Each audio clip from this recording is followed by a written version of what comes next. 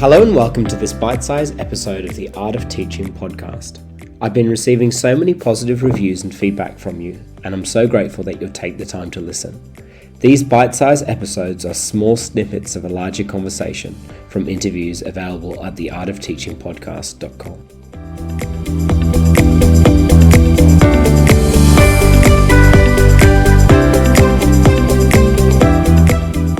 Today's bite-sized episode is with the amazing Professor Yong Zhao. He's received numerous awards, including the Early Career Teacher Award from the American Educational Research Association and Distinguished Achievement Award in Professional Development from the Association of Education Publishers. He has been recognized as one of the world's most influential educational scholars. We covered a lot of ground in this week's discussion, including his failure as a Chinese farmer and how this changed his life, the implementation of outdated pedagogy, and the necessity for schools to focus on creativity and innovation.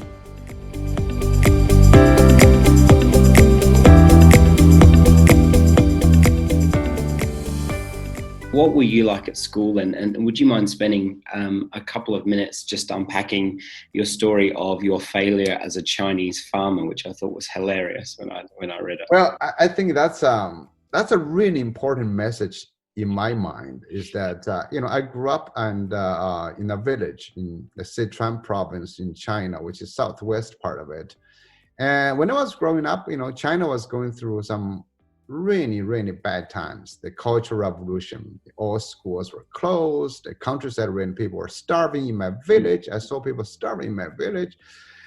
But then I was we did not have enough food each year, but one thing that I was not good at doing any of the farm work. I did not really try very hard, and I was the only son at that time. I had a brother 10 years later, but at that time was tough.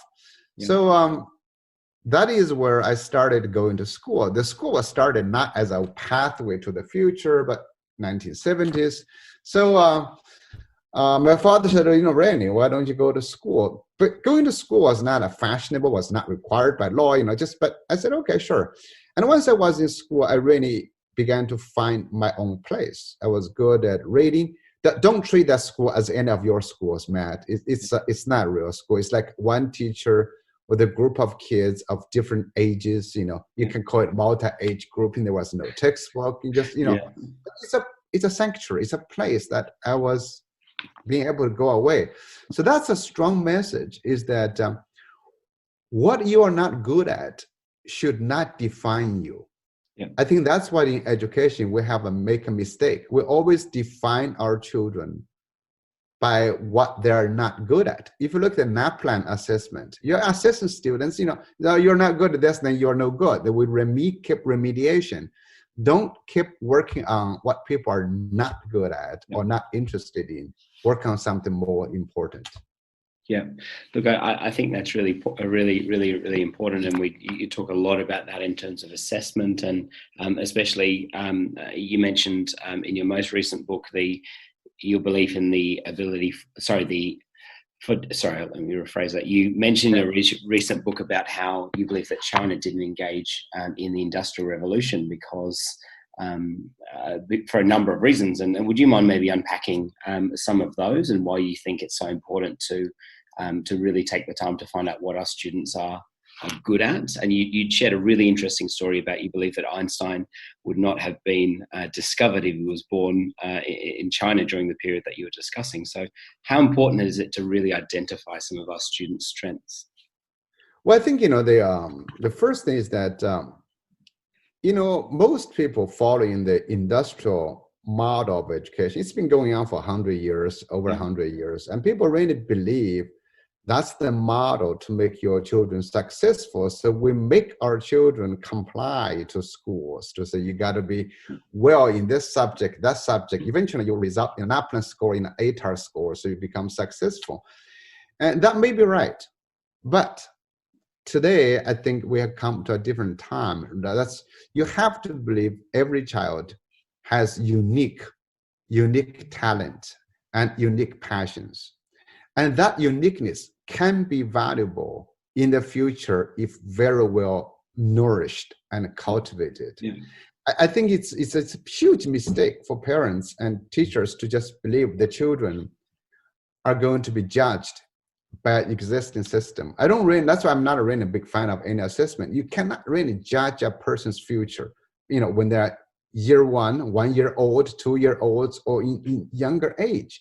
I think it is our job to identify what the child is talented with and what this child is passionate about, and help them build a knowledge base, a skills base, to become unique individuals. That's what I call reach for greatness. If you become great and unique, and then you learn that you have to make use of your greatness. It's like the positive psychologist, kept talking about, use your signature strength and virtues to create value for others, then you will become successful. I don't think that belief is shared by anybody. Definitely, like Steve Jobs probably wouldn't survive in China or Singapore and South Korea, all those things, so it would not be Einstein. Because but we need to believe every child actually has that unique capacity. In a traditional society, we're only allowed a few people to thrive, but in the future, every child can. And plus, when you are teaching, who are you to say you got 25 kids, which one of them is not going to become a great person? We shouldn't have that expectation. But then we use our school curriculum to control our students, because our school curriculum only selects those who thrive on them. But unfortunately, the school curriculum does not give our children much. That's why you say the school curriculum, you get a good ATAR score. Do they predict children's future? We need a lot more great, exceptional people. But now we're not doing that because we control them. We suppress them. Absolutely. I couldn't agree more. Why do you think, though, that schools continue to implement a pedagogy that is outdated, and we understand that it doesn't work? So why do you think schools continue to do that? I don't know, you're speaking generally, but in your experience, why do we continue? Well, I think there are many, many reasons, Matt. One of the reasons is that the society has created a cultural icon called schooling, and they want it to go like that. So we believe a school is one house, how many teachers, with all this class bells. Or if you change that, people will not think it's school. The public society said, well, that's not school. I don't like that. So they are looking for grades, assessment, a classroom with so many people, and my kid will go there. That's why you look at COVID has caused so much trouble. The second thing is there's a lot of interest. Lots of people make a living by interacting with the existing school. You got Akara, you got ETSO, you got the school management system, you got the principals, you have the textbook publishers, you have the after-school operators. You just imagine everybody has been benefiting from strengthening the school, make the school more like school, not by breaking it apart. And a lot of people's, life depends on it. So they wouldn't want any necessary change, that's another thing. And of course, another issue is that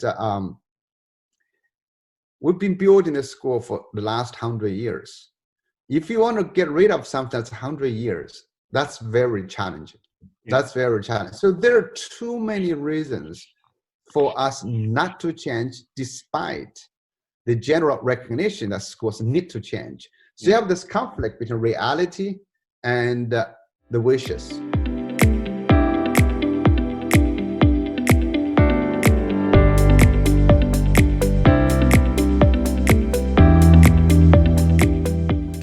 Thank you so much for listening today. If you like what you hear, if you're inspired by the content, please rate, review, and share it with anyone that you think would find it useful. The show notes are available at theartofteachingpodcast.com, and the full episode is on iTunes, and you can access it by following the links below.